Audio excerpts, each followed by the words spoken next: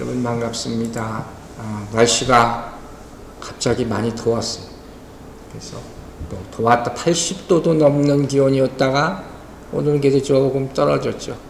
지난주에 감기 환자들이 굉장히 많았어요. 여러분들이 이럴 때일수록 몸을 조심하시기 바랍니다. 옛날에는 여름에는 감기를 걸리냐 그런 얘기 많이 했는데 요새는 그런 거 없어요. 또 감기가 옛날 같지도 않습니다. 항상 건강하기를 간절히 기도합니다. 자, 잃어버린 시리즈 오늘 마지막 시간입니다. 잃어버린 시리즈에서 가장 중요한 핵심은 뭘까요? 바로 잃어버린 것이 무엇인가 그 가치를 알아야 되는 거예요. 그리고 하나님은 뭘 가장 귀하게 여기세요? 한 영혼을 가장 귀하게 여기십니다. 여기 있는 우리도 그 한 영혼이었어요. 하나님께서 그 내 영혼 같은 영혼을 사랑하셔서 구원해 주신 줄로 믿으시기 바랍니다. 그래서 천하보다 더 큰 생명이라는 표현을 하는 거예요. 그래서 이것을 통해서 우리는 아버지, 하나님 아버지의 모습, 그 성품과 태도를 보는 거예요. 성경을 보면 요한복음 10장 11절에서 이렇게 얘기합니다. 나는 선한 목자라. 선한 목자는 양들을 위해 목숨을 버리거니와. 이게 목자의 마음이요, 목자의 행동이요. 이것이 예수 그리스도의 십자가라는 것으로 나타난 거죠. 그분이 죽으셔서 오늘 이사야서 53장 말씀을 묵상했잖아요. 그래서 그분이 채찍에 맞음으로 우리가 어떻게 됐어요? 나음을 얻었다. 여러분 회복의 말씀, 치유의 말씀인 줄로 믿으시기 바랍니다. 그래서 이 회복의 공통적인 이 세 가지 비유의 결과는 뭡니까? 잔치와 기쁨, 즐거움으로 귀결 지은 것으로 누가복음 15장 공통적으로 말하고 있다는 거예요.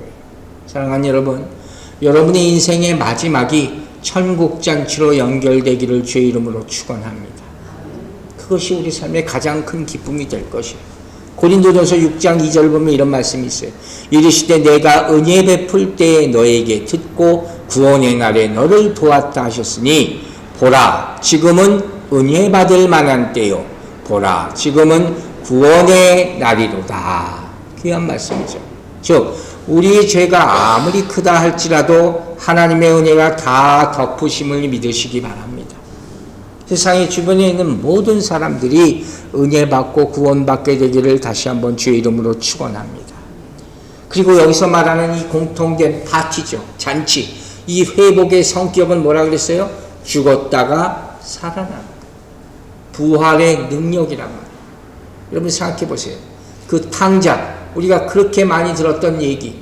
이 둘째는 아버지를 결국 아버지를 생각하면서 집으로 돌아오는 것 같이 보이죠. 그러나 그 내용을 보면 앞에 우리가 본 17절에 뭐라고 되어 있냐면 아버지의 집에는 양식이 풍족하니 굶어 죽지는 않겠구나 돌아가면. 이 생각하고 사실 돌아온 건데 이제 아버지를 막상 만나고 보니 음식이 양식이 풍족한 것뿐만 아니라 뭐가 풍족해요? 은혜가 풍족함을 체험하게 되는 거예요. 어떤 경로를 통해서라도 하나님의 은혜 받게 되기를 주의 이름으로 축원합니다. 여러분 하나님의 사랑 안에서 용서받지 못할 악이라는 게 없다고 그랬어요. 하나님의 은혜에 저항할 죄는 없다 그랬어요. 오늘 우리 교회가 죽었다 살아나는 생명이 많이 나타나기를 주의 이름으로 축원합니다. 탕자같이 집 떠났다 돌아오는 신자가 많이 생기기를 주의 이름으로 축원합니다. 그게 우리의 기도 제목이 되어야 될 거예요. 자, 이렇게 우리는 이 이야기를 볼 때마다 탕자의 비유라고 제목을 짓고 수도 없이 많이 인용을 해요. 그런데 우리가 미스하는 게 하나 있어요. 그게 뭐냐? 바로 첫째 아들에 대한 말씀. 아버지에 대한 말씀도 제가 몇 번 얘기했어요. 둘째 아들에 대한 얘기는 탕자의 비유로 수도 없이 많이 얘기됐어요. 사실 대부분 이 본문 누가복음 15장 24절까지만 언급하고 탕자의 비유를 끝냅니다. 하지만 잘 보면 이 이야기의 결말은 그래서 둘째 아들이 돌아와서 이제 행복하게 그 가족이 살았습니다. 이렇게 끝나는 것이 아니에요. 자, 누가복음 15장 11절 시작이 어떻게 돼요? 분명히 말합니다. 어떤 사람에게 뭐가 있어요? 두 아들이 있었다. 스타트가 이렇게 된단 말이에요. 그러니까 이 이야기는 분명히 아버지와 두 아들에 대한 이야기예요. 결론부터 얘기한다면 이 누가복음 15장이 듣는 대상은 누구에게 말하는 거예요? 가장 이 첫 번째 대상이 유대인들, 바리새인들과 서기관들 들으라고 예수님이 하신 말씀이잖아요. 이걸 누굴 상징하느냐? 바로 첫째 아들을 상징한다는 거예요. 그리고 돌아온 탕자, 둘째 아들은 그건 뭘 상징하겠어요? 이방인을 상징하는 거예요. 우리 같은 사람들. 하나님 모르고 떠났어요. 세상에서 마음대로 살았지만 나중에 결국 돌아오게 된다는 거예요. 그러니까 이 이야기는 사실 두 스타일의, 두 유형의 타락한 탕자에 대한 이야기예요. 두 아들 다 탕자라는 거예요. 하나는 집 떠나서 속을 썩이는 아들이고 또 하나는 집안에 있으면서 죄 짓는 아들. 그 이야기라는 거예요. 그래서 옛날에 어떤 목사님은 뭐라고 제목을 줬냐면 참 재밌게 줬어요. 집탕과 돌탕인의 이야기라고 했어요. 집에 있는 탕자와 돌아온 탕자. 우리는 어디에 해당되는지 모르겠지만 문제는 가장 중요한 건 뭐예요? 이 둘 가운데 누가 결국 아버지와 교제하게 되느냐. 이전의 삶은 문제될 것이 하나도 없다 하는 거예요. 그러면서 첫째 아들과 둘째 아들의 문제가 뭔가를 우리가 심도 있게 들여다보는 거예요. 여러분 안타깝지만 이민사회를 살면서 제가 이렇게 보면 형제 간에 가족 간에 불화가 있는 것을 정말 많이 보게 돼요. 좀 가슴 아픈 일이에요. 어느 형제 이 가정이 있는데 그 형제 있어요. 첫째가 아주 세상에서 성공을 하고 돈도 많이 벌고 엘리트로 그렇게 살아요. 근데 둘째 아들은 정직하게 땅에 사지만 정말 힘들고 어렵게 가난하게 사는 거예요.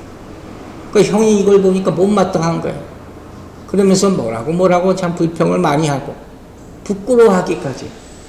그러다가 나중에 가서 너는 왜 이렇게 온 식구들을 걱정하게 만드니?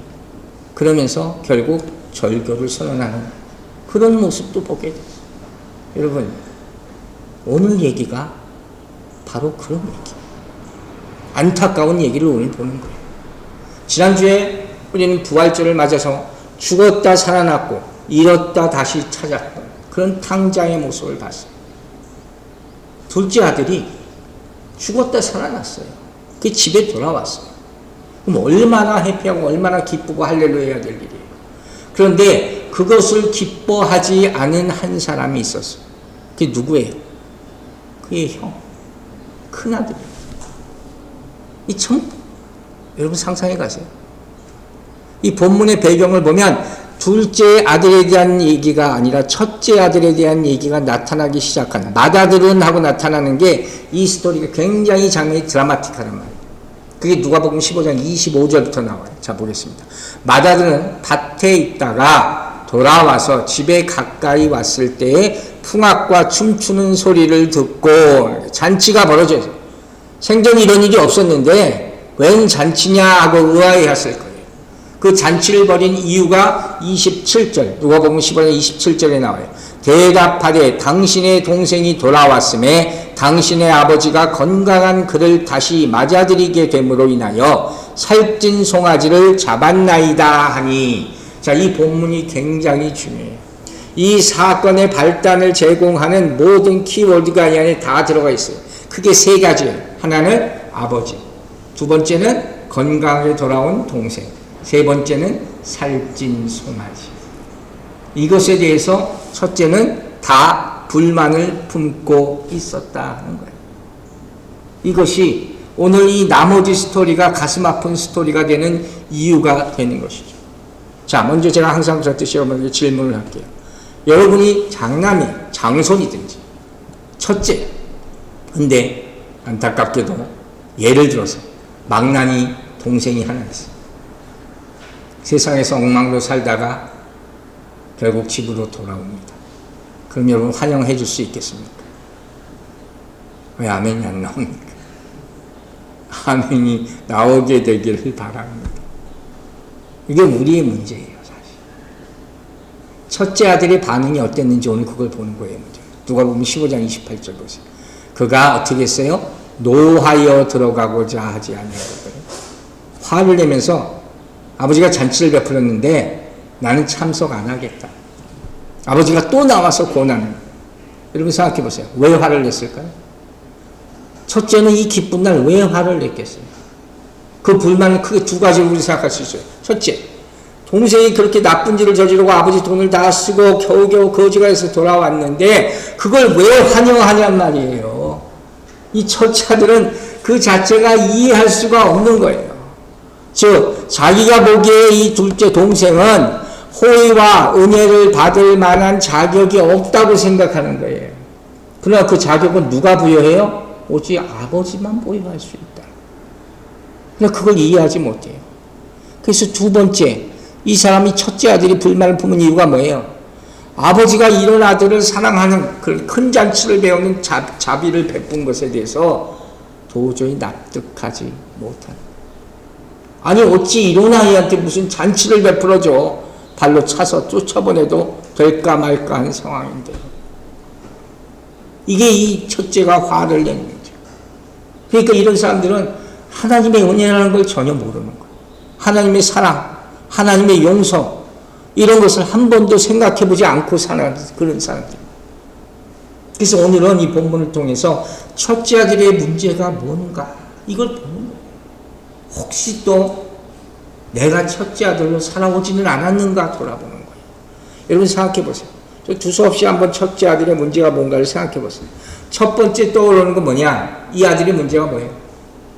동생 생각을 한 번도 하지 않았어요. 한 번도 생각해 보지 않았어요. 동생이 돌아왔다는데 형이 만나러 가지도 않아.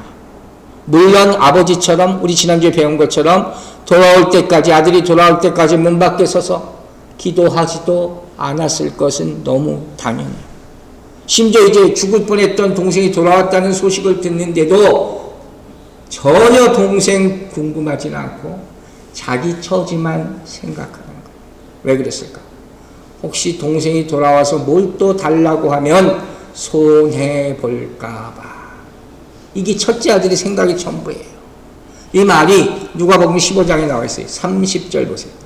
아버지의 살림을 장녀들과 함께 삼켜버린 이 아들이 벌써 다 썼다는 거예요. 그런데 어떻게 했어요? 돌아오매 이를 위하여 살찐 송아지를 잡으셨나이다. 아버지는 기뻐서 잡는데 첫째 아들은 뭐예요? 또 손해를 보겠구나. 이것만 생각하는 거예요. 즉 이 순간에도 첫째 아들은 동생 때문에 돌아온 동생 때문에 자기의 몫이 혹시 줄어들지 않을까 이거 걱정하고 있었다는 거예요. 한국 속담에 사촌이 땅을 사면 배가 아프다 하는 아주 안 좋은 속담이 하나 있죠. 근데 성경은 고린도전서 3장 3절 보면 이런 말씀이 있어요. 너희는 아직도 육신에 속한 자로다. 너희 가운데 뭐가 있어요? 시기와 분쟁이 있으니 어찌 육신에 속하여 사람을 따라 행함이 아니리요. 시기하면 분쟁이에요. 교만하면 싸운다 그랬잖아요. 이런 성격의 말들이 자문이 얼마나 많이 나오고 성경에 얼마나 많이 나오는지 몰라요.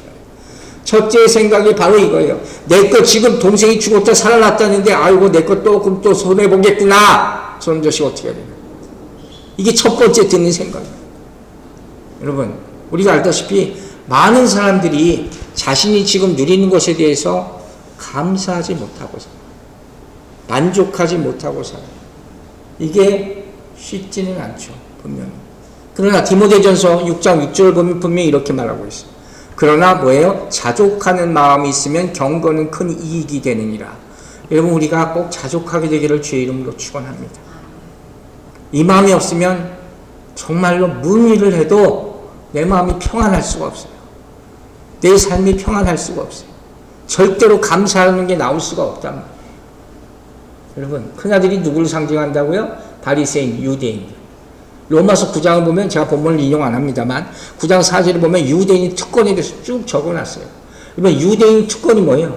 하나님의 장자권을 받은 거예요. 언약을 받은 거예요. 율법을 받은 거예요. 이방인에게 왜 안 주고 유대인에게 주실까? 하나님 마음이죠. 얼마나 큰 특권을 가지고 있냐는 거예요. 근데 문제는 뭐였다고요? 그것을 당연시 여겼다.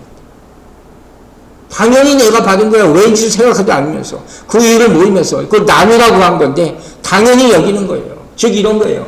내가 지금 누리는 것은 당연하고 다른 사람이 좋은 것을 누리면 왜 저 사람이 하고 배가 아파요. 그게 시기란 말이에요. 내가 힘들게 사는 게 문제가 아니라 다른 사람이 잘 살아서 그걸 더 문제로 삼아.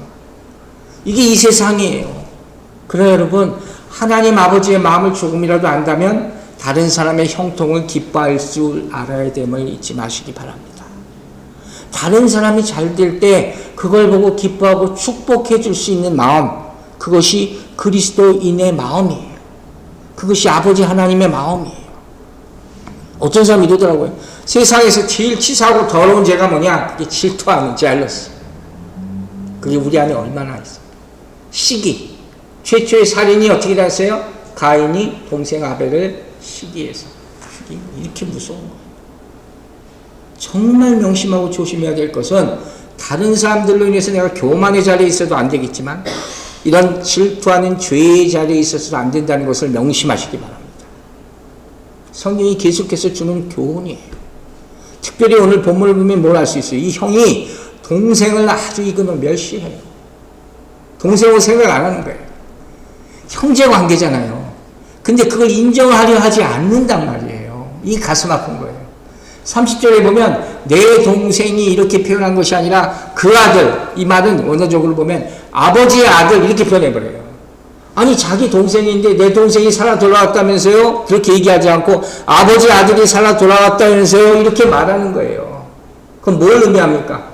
그 안에 사랑의 관계가 전혀 없는 거예요. 자기 동생하고 절대 생각하지 않는 거예요. 아마도 그 세월 동안 형이 아버지와 식탁을 장손이니까 같이 했을 텐데 그 자리에 형 동생의 자리가 항상 비어있을 거 아니에요. 그 단 한 번도 생각해보지 않았을 거예요. 가슴 아파해보지 않았을 거예요. 오직 형은 동생을 욕만 하는 거예요. 이런 놈의 자식이다.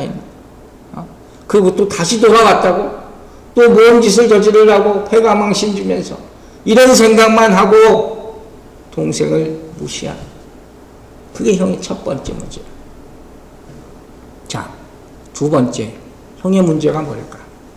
바로 자신만이 의롭다고 여기는 것. 자신을 너무 과대평가해요. 자신을 과대평가하면 상대적으로 어떻게 해요? 다른 사람을 절대로 무시하게 되는 거예요. 그 첫째 아들은 그런 거예요. 삶의 모습을 얼핏 보면 그렇게 보여요. 충성되고 성실하고 순종하고 아버지의 밭을 가는 것 같죠. 분명히 겉으로는 그렇게 보인단 말이에요. 이런 사람의 특징이 뭔지 아세요? 교만하고 우월함에 팽배있고 남의 용서하는 것을 굉장히 못하고 자기의가 충만한 그런 모습. 그래서 성경을 보면 예수님 분명히 이런 영적으로 잘난치 않은 교만한 자들에게 무서운 말씀으로 그것이 가장 큰 죄라고 말하셨어요. 우린 절대 그런 교만에 빠지지 않게 되기를 주의 이름으로 축원합니다. 자기의라는 것이 얼마나 무서운 것인가. 잠언 봅시다. 잠언 13장 10절. 교만에서는 다툼만 일어날 뿐 권면을 듣는 자는 지혜가 있느니라. 이번 주 암송 구절이에요. 세상에도 교회에도 겸손한 척하는 사람들이 너무 많아요. 그 거룩한 척, 겸손한 척, 그걸 금방 보이는 거예요. 그 안에 자기 교만, 질투 이런 걸 다 숨기고 있어요. 그런데 이런 탕자가 다시 돌아오는 것 같은 상황이 벌어지면 어떻게 해요? 그 안에 감춰있던 것이 다 드러나는 거죠. 혈기, 분냄 없는 사람은 누가 있겠습니까? 왜 이렇게 할까요? 왜 첫째 아들 같은 사람이 사실 다 감춰져 있을까요? 그 이유는 하나예요. 나는 탕자가 아니라고 생각하기 때문에. 자기는 다 옳게 산다고 생각하기 때문에. 나는 순종하는 아들이라고 생각하기 때문에. 여러분, 혹시라도 우리가 첫째 아들과 같은 생각을 가지지 않는지 점검해 보시기 바랍니다. 그리고 우리도 전에 탕자였다는 사실을 잊지 않게 되기를 주의 이름으로 축원합니다. 동생을 무시하고 자신만이 의롭다고 생각했어요. 이 아들의 세 번째 문제입니다. 자신은 겉으로 보기에는 아버지를 충성스럽게 섬기는 것 같지만 사실 아버지와 영적 교감은 전혀 없어요. 이걸 발견하게 되는 거예요. 누가복음 15장 29절 봅니다. 아버지께 대답하여 이르되 내가 여러 해 아버지를 섬겨 명을 어김이 없거늘. 첫째 아들의 생각이에요. 그런데 내게는 염소 새끼라도 주어 나와 내 벗으로 즐기게 하신 일이 없더니. 아주 불만이 쌓여 있는 거예요. 그러니까 이 사람 불만이 오랫동안 쌓여 있었어요. 그러다가 이번 기회에 아주 다 폭발해 낸 거란 말이에요. 자기는 아버지로부터 사랑받은 적이 한 번도 없다는 거예요. 자칫이 버려진 적이 한 번도 없다. 왜 없겠어요? 그러면서 이 안에 무슨 얘기인지 아세요? 내가 여러의 아버지를 섬겨 명을 어김이 없거늘. 이 말 속에 있는 의미는 나는 아버지로부터 상받을 자격이 충분해요. 왜? 열심히 밭을 갈았으니까. 그런데 여러분, 구원이 열심으로 얻어지는 게 아니잖아요. 하나님이 일을 한다고 해서 그것이 다 칭찬받고 구원에 이르는 요소는 될 수 없는 거예요. 가장 중요한 건 뭐예요? 무엇으로 말미암아 구원받아요? 믿음으로 말미암아. 믿음이에요. 아버지를 믿는 믿음이 있어야 돼요. 아들은 그게 없었어요. 누가복음 10장에 보면 아주 좋은 예가 하나 나와요. 열심과 믿음에 관한 비교죠. 10장 41, 42절. 주께서 대답하여 이르시되 마르다야 마르다야 내가 많은 일로 염려하고 근심하나 뭐예요? 이렇게 어떻게 섭니까? 이렇게 섭니까? 부엌에서 일하는 것만 생각해. 몇 가지만 하든지 혹 한 가지만이라도 족하니라. 마리아는 이 좋은 편을 택하였으니 빼앗기지 아니하리라 하시니라. 마리아가 택한 건 뭐예요? 하나님의 말씀을 바로 앞에 가서 듣는 것. 이걸 선택하게 되기를 주의 이름으로 축원합니다. 정말 선택이 있을 때 믿음을 택하라는 거예요. 문제는 이 아들의 문제는 자기는 사랑받을 만하다고 생각했을지 모르지만 정말 아버지가 나에게 뭘 요구하고 있는지 이걸 한 번도 생각해 보질 않았어요. 많은 사람들은 착각 가운데 살아요. 여러분 주를 섬기는 이유가 뭐예요? 내게 무슨 욕망이 있기 때문에 그걸 얻기 위해서가 아니라 주와 사랑하는 교제가 있기 때문에 자연적으로 섬기게 됨을 잊지 마시기 바랍니다. 이게 진짜 믿음을 따는 행위가 나타나는 거예요. 이걸 증명하는 게 오늘 여기 본문에 나오는 섬긴다는 단어가 헬라 원문을 보니까 놀라운 얘기. 이 뜻이 뭐냐면 종살이 했다. 종살이 했다는 거예요. 즉 첫째는 아버지의 밭을 열심히 가는 것 같아 보였는데 아버지의 아들로서 기쁨을 가지고 일한 게 아니라 뭐예요? 나는 노예로 일했다는 거예요. 평생 그렇게 살았다는 거예요. 여러분 야곱이 형 에서를 만나고 자유함 얻기 전까지 이 사람 평생 노예처럼 일한 사람이에요. 기쁨이 없이 자유함 없이 일한 사람이에요. 노예로 일한 특징이 뭔지 아세요? 두려워서 일하는 거예요. 마음에 끌려 일하는 게 아니라 여러분이 하나님의 일을 할 때 기쁨으로 일하게 되기를 주의 이름으로 축원합니다. 여기서 중요한 걸 보게 되는 거예요. 이 첫째 아들은 아들의 정체성을 가지고 있어야 되는데 종의 정체성을 가지고 있어요. 분명히 들었죠? 우리가 양자의 영을 받았습니다. 믿으십니까? 이게 성령이에요. 그래야지 자유함을 얻고 하나님의 자녀로 부름받을 수 있다고 성경 분명히 얘기하고 있는데 종의 정체성을 가지고 사꾼의 영을 가지고 살아가고 있는 모습이란 말이에요. 그러니까 얼마나 불쌍한 모습이에요. 그러니까 아버지의 자녀가 아닌 종의 정체성을 가지고 하나님의 은혜를 받은 그 사랑을 받은 그 의식을 가지지 않고 항상 피해 의식을 가지고 공로 의식을 가지고 이렇게 살아가는 거예요. 교회를 다니면서 이런 사람들이 얼마나 많은지 몰라요. 여러분 생각해 보세요. 왜 순종합니까? 여러분은 왜 순종합니까? 기쁨과 감사예요. 기쁨이 없이 두려움 때문에 혼날까 봐 하는 순종은 뭐라 그랬어요? 이건 절대적으로 위선이라고 가짜란 말이에요. 우리가 다른 사람에게 선행을 베푸는 이유는 뭐예요?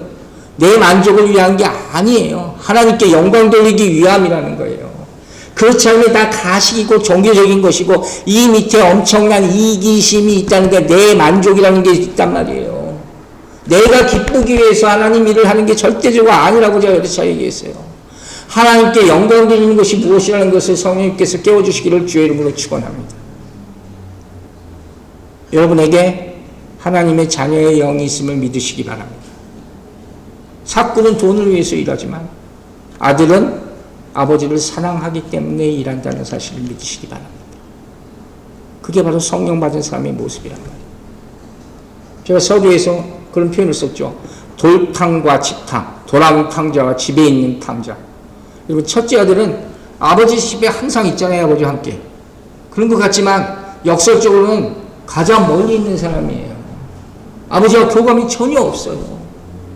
이런 사람의 특징이 뭔지 아세요? 함께 누리는 것에 대해서 감사와 기쁨이 전혀 없어요.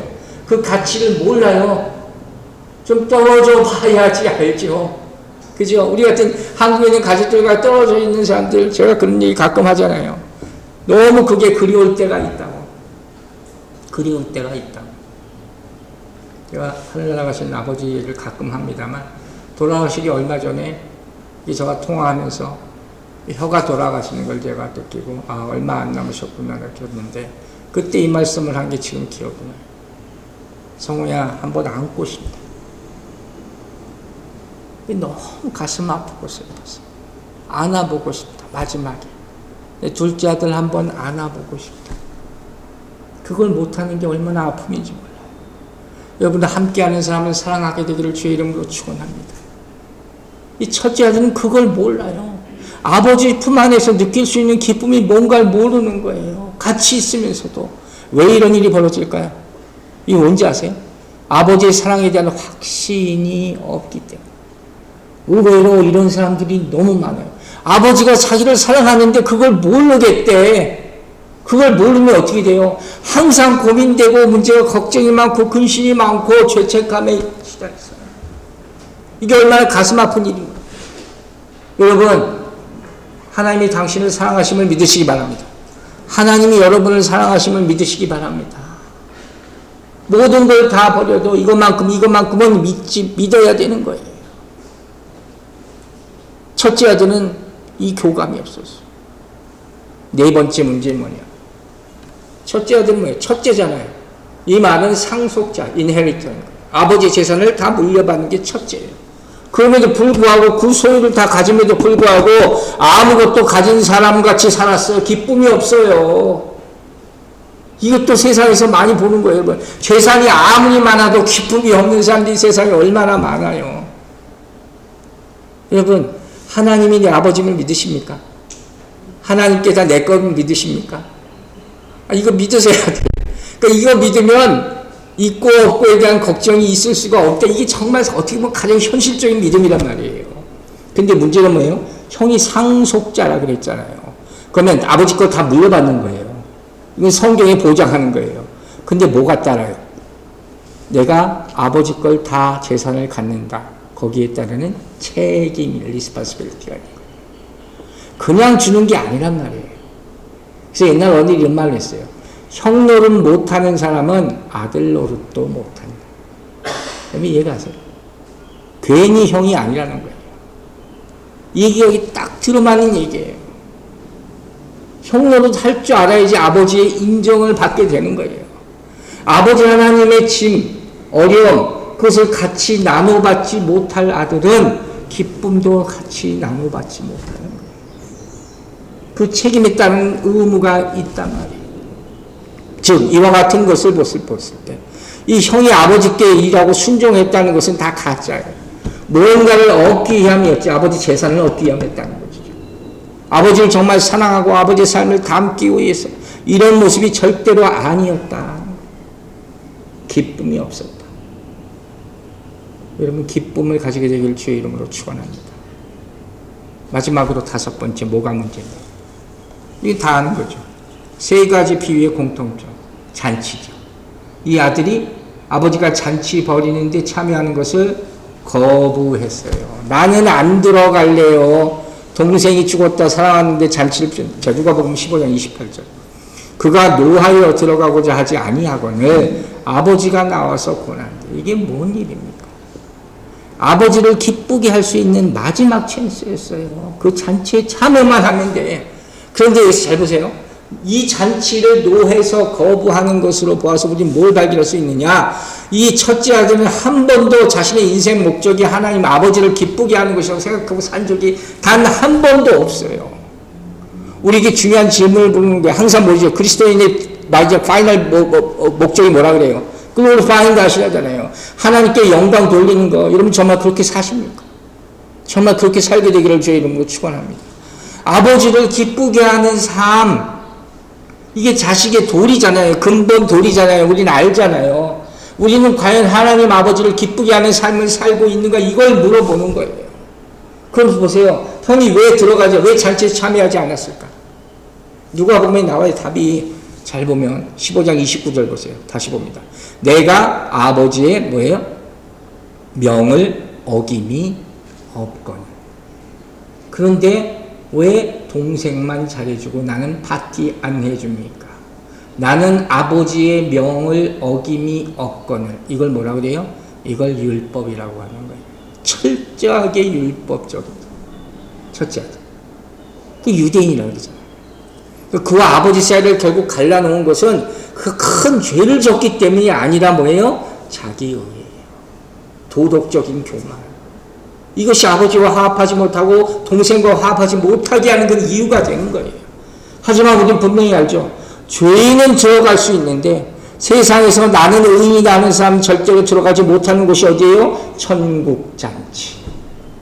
여러분 다 들어가게 될 주의 이름으로 축원합니다. 자, 누가복음 14장 바로 앞장에 나와요. 이 얘기가 큰 잔치의 비유라고 나와요. 14장 15절부터.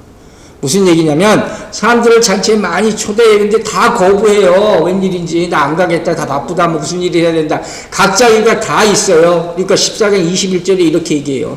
종이 돌아와 주인에게 그대로 고하니 이에 집주인이 노하여 그 종에 이르되 빨리 시내의 거리와 골목으로 나가서 가난한 자들과 몸 불편한 자들과 맹인들과 저는 자들을 데려오라 하니라.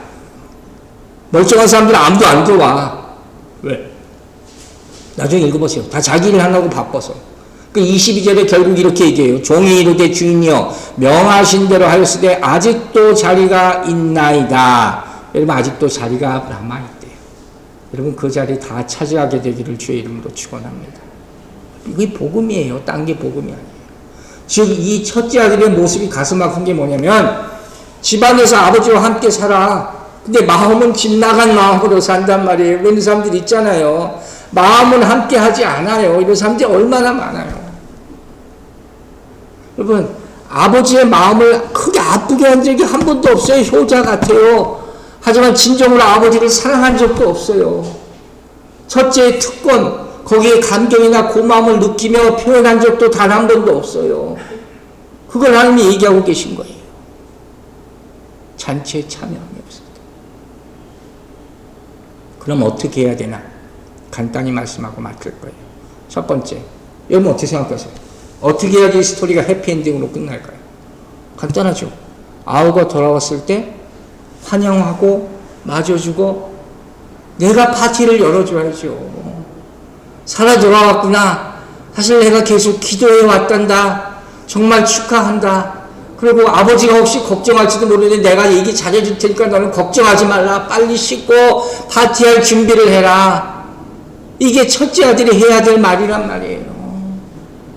아버지가 할 게 아니란 말이에요. 두 번째, 더 중요한 게 있어요. 어떻게 있어야 돼요, 이 첫째 아들은? 이 첫째 아들이 동생을 찾으러 갔어야지 되는 거예요. 이 얘기가 여기 감추어 있는 거예요. 여러분 잘 아시죠? 첫 번째 비유, 두 번째 비유, 세 번째 비유가 큰 차이점이 하나 있어요. 첫째, 둘째, 잃은 양의 비유, 잃은 동전의 비유는 뭐예요? 목자가, 주인이 찾기 위해서 떠나. 아주 열심히 집을 쓸어 빛을 비추고. 그러나 셋째 비유, 이 잃어버린 아들의 비유에는 갔다는 말이 안 나와요. 왜? 아들 보고 가라는 거예요. 우리 보고 가라는 거예요. 이게 이 이야기에 담긴 교훈이란 말이에요. 성경을 보면 가슴 아픈 형제 얘기가 많이 나오죠. 대표적으로 창세기에 나오는 거예요. 가인과 아벨이라는 또 다른 형제. 이 스토리 정말 가슴 아파요. 자 보세요. 창세기 4장 9절. 여호와께서 가인에게 이르시되 내 아벨이 어디 있느냐? 형이 죽였잖아요. 그가 이르되 내가 알지 못하나이다. 내가 아우를 지키는 자니까. 반대로 무슨 얘기예요? 형은 아우를 지키는 자라는 얘기예요. 그게 아버지의 아들이란 말이에요. 아우를 지킬 때 그게 형의 자격이 되는 거예요. 그래서 첫째 아들은 어떻게 해야 된다고요? 아버지 걱정 마세요. 그냥 집에 편안히 계세요. 내가 가서 동생 찾아올게요. 무슨 일이 있겠어요? 이렇게 얘기했어야 되는 거예요. 형제의 은혜를 거부하면서 아버지의 특권을 어떻게 주장할 수가 있습니까? 그 아들이 아닌데. 이게 이스라엘이라는 얘기예요. 첫째, 장남이에요. 근데 받을 건 다 받고 이방인들과 나누지 않아요. 이게 이스라엘의 부끄러운 모습인 거예요. 여러분, 두 아들을 잘 보세요. 세상적으로 보면 첫째 아들은 착한 것 같이 보이죠. 둘째 아들은 망나니. 그러나 사실 둘 다 아버지만 떨어져 있어요. 둘 다 아버지의 마음을 몰라요. 그러니까 여기 비유가 나오는 제목, 탕자의 비유라고 얘기하는 것은 원래 두 아들의 비유예요. 두 아들 다 탕자라는 그 얘기를 하는 거예요. 잃어버린 아들이 하나가 아니라고 둘이라는 얘기예요. 근데 결론은 어떻게 나와요? 둘째 탕자는 돌아와서 잔치에 참여해. 첫째는 아직도 잃어버려진 상태. 이렇게 얘기가 끝난다니까요. 그 끝이 어떻게 될지 우리가 정확하게 몰라요. 지금 뭘 얘기해요? 동생은 탕자로 샀을지 모르지만 은혜로 말미암아 믿음으로 구원받아요. 할렐루야. 첫째는 어떻게 돼요? 율법에 사로잡혀서 아버지와 관계를 끝까지 회복하지 못해요. 그래서 쉽게 말하면 동생 이방인이죠. 은혜파, 은혜로 말미암아 구원받았어요. 형은 율법파, 율법에 매여서 구원받지 못한 상태랍니다. 이걸 우리가 보는 거예요. 자, 이 스토리는요, 결말이 없어요. 그러면 우리가 마지막으로 생각해 봅시다. 이 첫째 아들 과연 어떻게 됐을까? 구원받았을까? 안 받았을까요? 우리가 알 수 있죠. 추측해 볼 수 있죠. 바로 이것이 상징하는 것이 바리새인이라고 그랬잖아요. 이건 구원은 누가 얻을 수 있어요? 동생은 돌아온 탕자지만 회개했기 때문에 구원받을 수 있는 거예요. 하지만 첫째는 자기가 탕자라는 걸 몰라. 의롭다고 해서만 생각해. 그러므로 회개를 안 해. 그러므로 어떻게 해요? 절대로 구원받을 수 없음을 깨닫게 되기를 바랍니다. 제가 나는 99마리 양 같아서라는 찬양 여러분이 계속 올려드렸어요. 어느 분이 보내준 건데 제가 지난번에 얘기했죠. 제 페이퍼를 아주 찌른 것 같아서. 그 가사 중에 이런 가사를 다시 한번 인용할게요. 무리 속 가장 깊숙이 숨어서 사랑 아는 척 살았죠. 바리새인 같은 우리. 혹시 우리 마음에 이렇지 않은지 돌아보시기 바랍니다. 첫 번째 잃은 양의 시리즈의 결말이 이렇게 되어 있어요. 누가복음 15장 6절 보세요. 집에 와서 그 벗과 이웃을 불러 모으고 말하되 나와 함께 즐기자. 나의 잃은 양을 찾아내었노라 하리라. 잃은 한 마리 양을 찾아서 파티한다는 얘기죠. 근데 어떤 해석자들이 재밌게 이렇게 표현을 해요. 자, 양을 찾은, 한 마리 잃어버린 양을 찾은 목자가 잔치를 벌입니다. 뭘 가지고 잔치를 그 당시 벌이겠어요? 양 잡아서 벌인다. 들어보셨어요? 99마리 양 가운데 한 마리 잡아서 벌입니다. 이게 무슨 의미인지 아세요? 잃어버린 양을 찾은 주인은 남아있는 양, 즉 나는 회개할 것 없다고 생각한 양을 잡는다는 거예요. 하나님한테는 의미가 없는 양이에요. 우리는 그런 양이 되지 않게 되기를 바랍니다. 여러분, 이 시리즈를 마칠게요. 잃어버린 시리즈. 우리 가장 중요한 건 뭡니까? 하나님 아버지와 함께 한다는 것입니다. 또 한 가지, 형제와 함께함도 잊지 마시기 바랍니다. 오늘 이 시간부터 종의 정체성으로 살지 마시고 아들의 정체성으로 사시기 바랍니다. 여러분 잘 보세요. 아버지의 사랑이 어떻게 임하는지. 둘째 아들에게는 회복의 은혜로 임하고 있어요. 할렐루야죠. 우리가 그래서 이 자리에 있는 거예요. 첫째 아들에게는 이미 주어진 은혜로 역사하고 있었던 거예요. 그걸 잊지 마시라는 거예요. 물리적 거리가 중요한 게 아니죠. 마음의 거리가 중요한 거죠. 영혼의 거리가 중요한 거죠. 그것을 깨닫게 되기 바랍니다. 하나님의 사랑을 정말 이해하고 받아들이면서 형제를 바라볼 때 진정한 회복이 우리 가족 가운데 이루어지고 아름다운 공동체가 세워지게 될 줄로 믿습니다.